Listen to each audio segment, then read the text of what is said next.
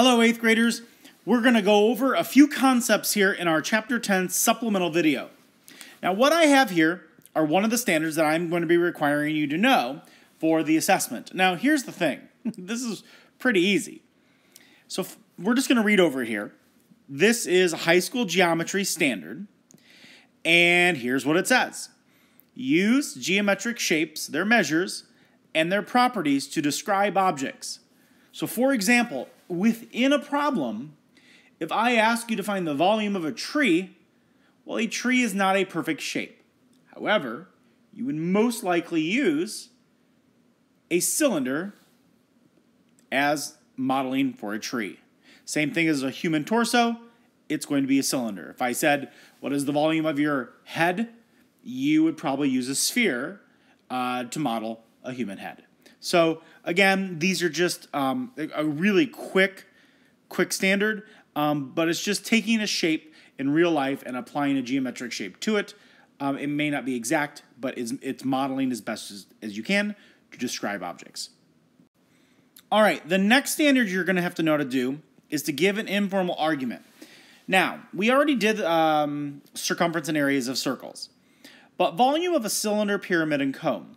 What it's just saying here is, how can you give me an informal argument on how do you get the volume for a cylinder, a pyramid, or a cone? Well, we know a cylinder comes from a prism.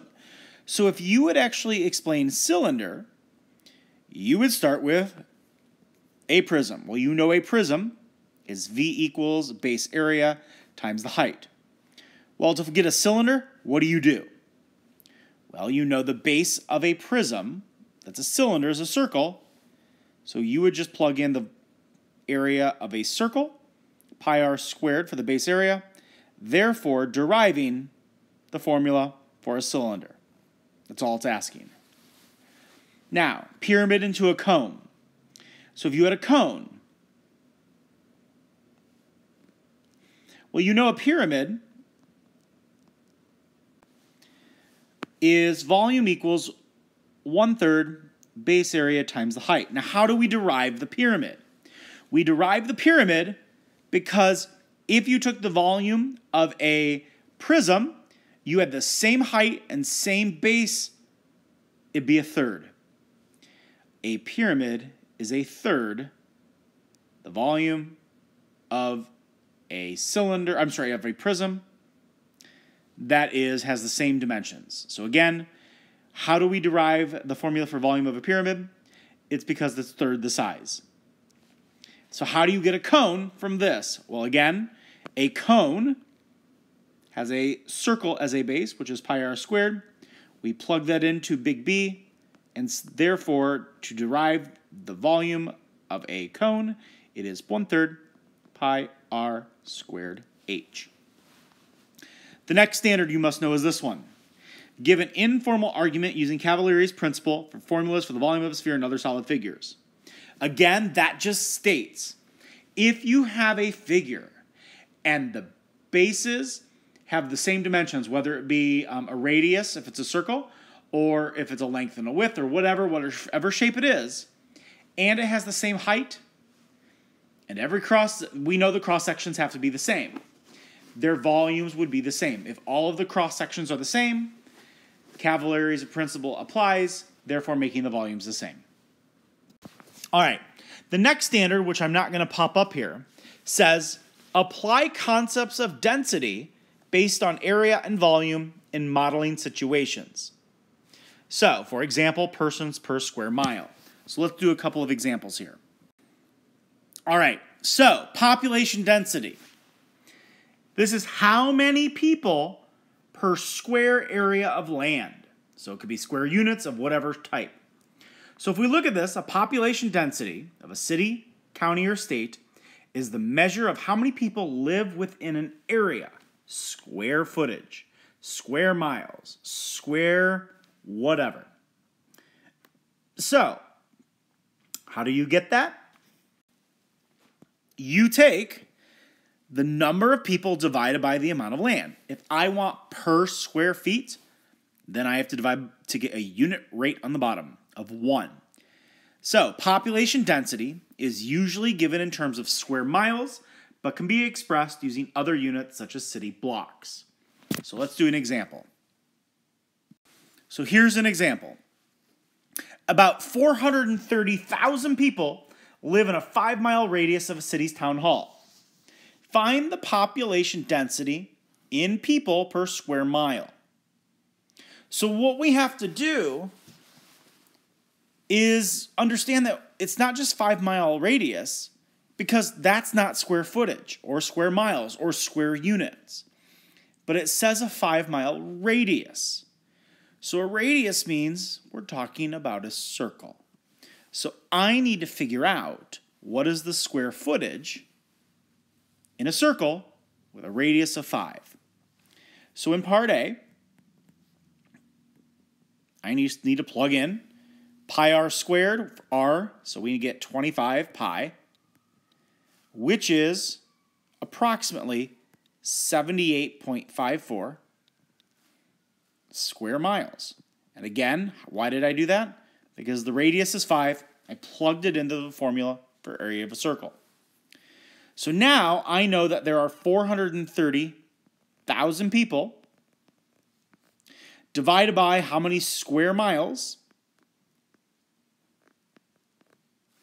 If you divide, and you could just divide, actually, you know what?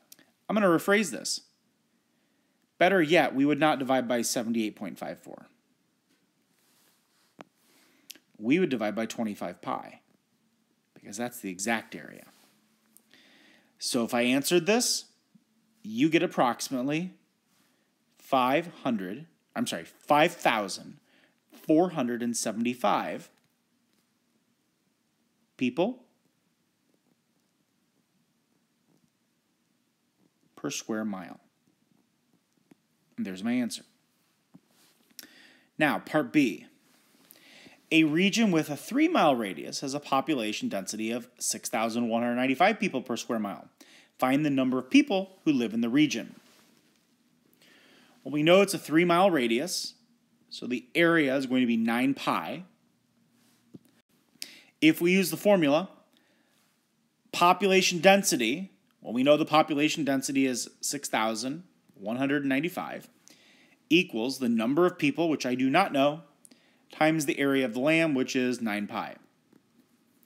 So all you do is you take how many people per square mile multiplied by 9 pi, and that would give you approximately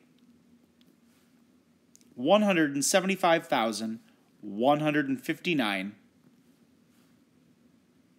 people who live in a region with an area of 9 pi. All right, so the next thing we're going to do is use density when we talk about volume. Now, density, as you probably already know from science, is the amount of matter that an object has in a given unit of volume. Like displacement, a rock in a pond or a swimming pool, or if you jump into the swimming pool. The density of an object is calculated by dividing its mass by its volume. So, different materials have different densities. So density can be used to distinguish between materials that look similar. For example, table salt and sugar look alike. However, table salt has a density of 2.16 grams per cubic centimeter, while sugar has a density of 1.58 grams per cubic centimeter. So, what's more dense? Salt is more dense than sugar. So let's look at this example. In this diagram, the dimensions of a standard gold bar at Fort Knox, gold has a density of 19.3 grams per cubic centimeter. Find the mass of the standard gold bar to the nearest gram.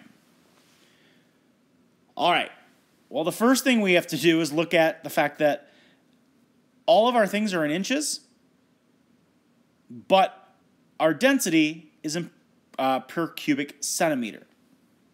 So we have to look up our conversion, and we know, if we look up our conversion, that 1 inch is approximately 2.54 centimeters. So you're just going to multiply all of these values by 2.54, which will give me these values: 17.78 centimeters, 9.2075 centimeters, and this one is 4.445 centimeters. So now we know that density is 19.3 grams per cubic centimeter. Well, because it's cubic, we need to find volume. So if we find volume, which you can do that, the volume is going to be approximately 727.69 cubic centimeters. So there's the volume. The density is 19.3 grams per cubic centimeter. And we want to find the mass. So we plug it all in.